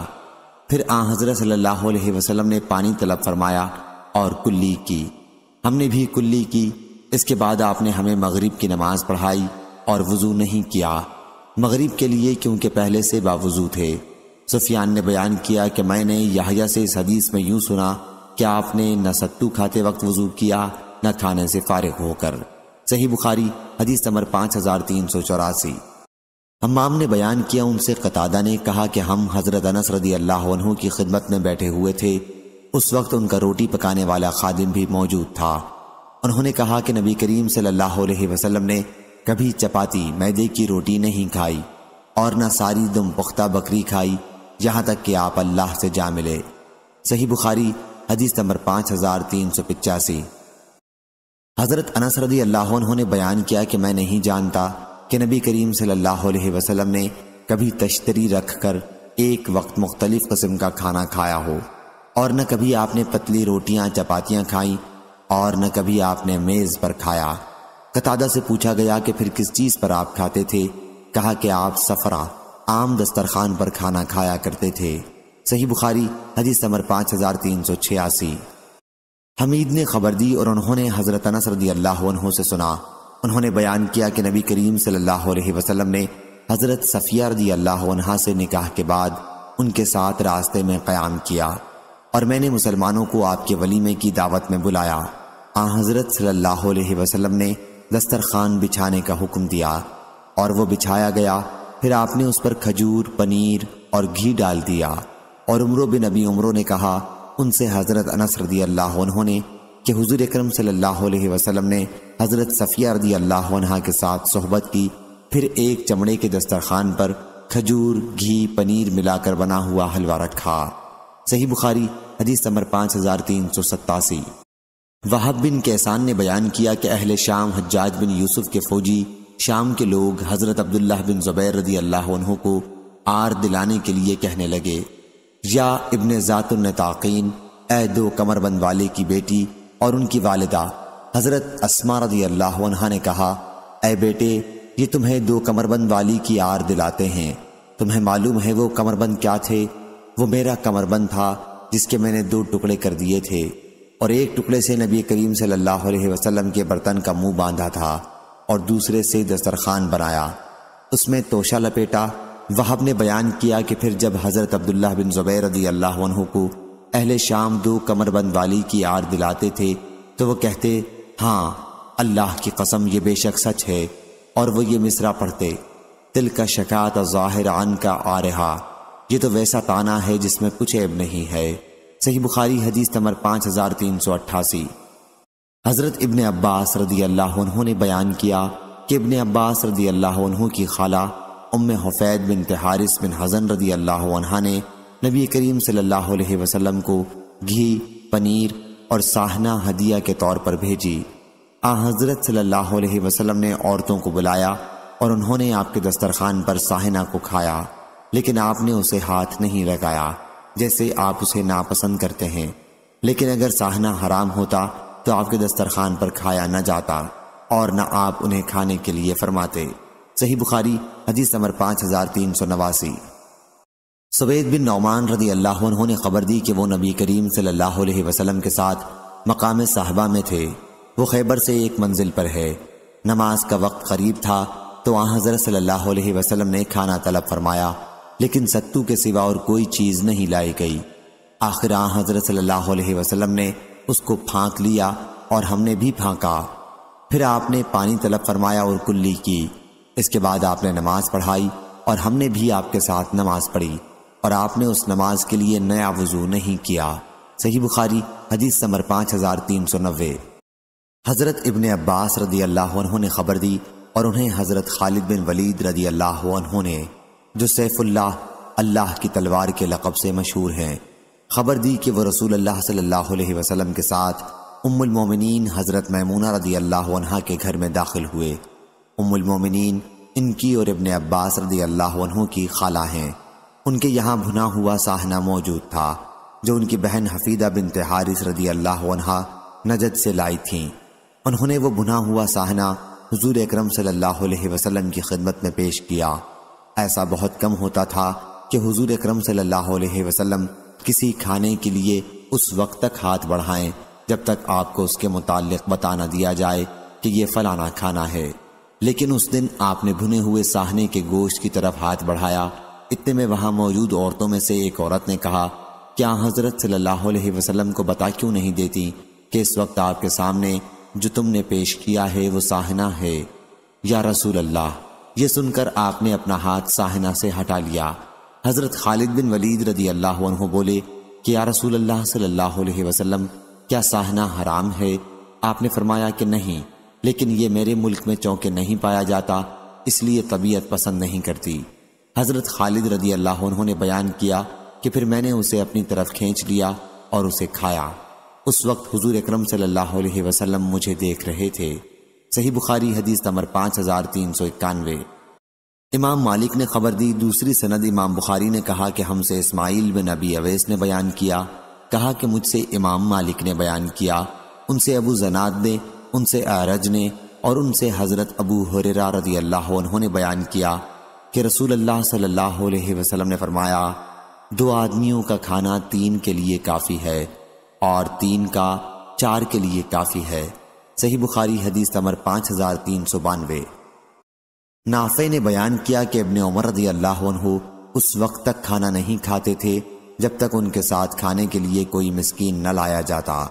ایک مرتبہ میں ان کے ساتھ کھانے کے لیے ایک شخص کو لایا کہ اس نے بہت زیادہ کھانا کھایا۔ بعد میں حضرت ابن عمر رضی اللہ عنہ نے کہا کہ آئندہ اس شخص کو میرے ساتھ کھانے کے لیے نہ لانا۔ میں نے نبی کریم صلی اللہ علیہ وسلم سے سنا ہے کہ مومن ایک آنت میں کھاتا اور کافر 7 آنتیں بھر لیتا ہے۔ صحیح بخاری حدیث نمبر 5393۔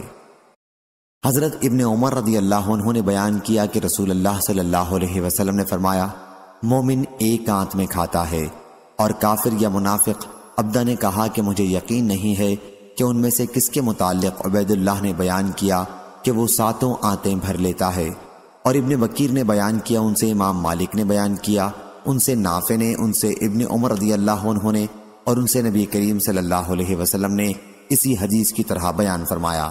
صحیح بخاری حدیث نمبر 5394۔ سفیان بن عینہ نے بیان کیا، ان سے عمرو بن دینار نے کہ ابو نہیک بڑے کھانے والے آدمی تھے، ان سے حضرت عبداللہ بن عمر رضی اللہ عنہ نے کہا کہ رسول اللہ صلی اللہ علیہ وسلم نے فرمایا ہے کہ کافر 7 آنتوں میں کھاتا ہے۔ ابو نہیک نے اس پر عرض کیا کہ میں اللہ اور اس کے رسول پر ایمان رکھتا ہوں۔ صحیح بخاری حدیث نمبر 5395۔ حضرت ابو ہریرہ رضی اللہ عنہ نے بیان کیا کہ رسول اللہ صلی اللہ علیہ وسلم نے فرمایا، مسلمان ایک آنت میں کھاتا ہے اور کافر 7 آنتوں میں کھاتا ہے۔ صحیح بخاری حدیث نمبر 5396۔ ابو حازم نے بیان کیا اور ان سے حضرت ابو ہریرہ رضی اللہ عنہ نے کہ ایک صاحب بہت زیادہ کھانا کھایا کرتے تھے، پھر وہ اسلام لائے تو کم کھانے لگے۔ اس کا ذکر رسول اللہ صلی اللہ علیہ وسلم سے کیا گیا تو آپ نے فرمایا کہ مومن ایک آنت میں کھاتا ہے اور کافر 7 آنتوں میں کھاتا ہے۔ صحیح بخاری حدیث نمبر 5397۔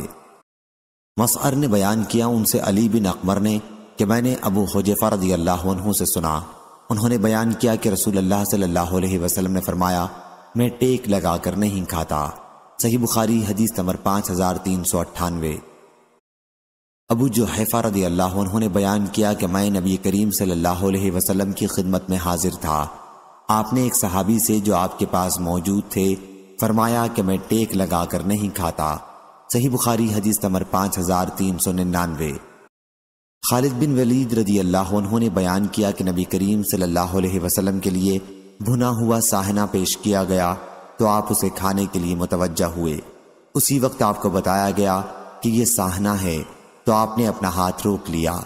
حضرت خالد رضی اللہ عنہ نے پوچھا، کیا یہ حرام ہے؟ فرمایا کہ نہیں، لیکن چونکہ یہ میرے ملک میں نہیں ہوتا اس لیے طبیعت اسے گوارا نہیں کرتی۔ پھر خالد بن ولید رضی اللہ عنہ نے اسے کھایا اور نبی کریم صلی اللہ علیہ وسلم دیکھ رہے تھے۔